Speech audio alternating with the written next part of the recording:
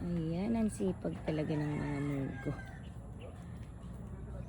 Grabe. Ang bilis. Hindi lang manguha. Ayun na naman siya. Parang sinusunod sila. Grabe. Dami.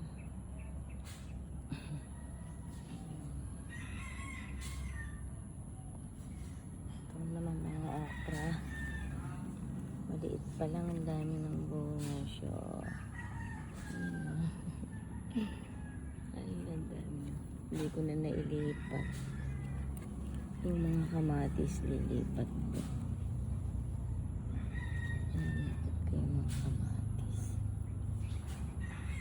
Naku, crowded sila. Kasi maliliit na mga talong.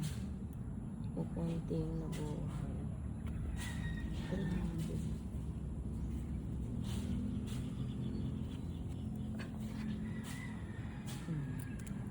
Yan yung pechay. May sumirang insekto yung iba.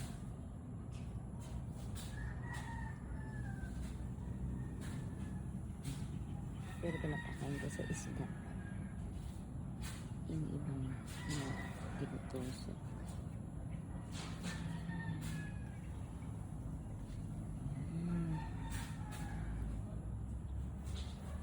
Lahat ng pinya namumunga na kahit yung nasa harap.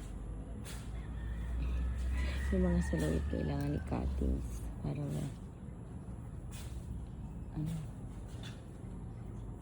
ano yung dahon lumaki ulit.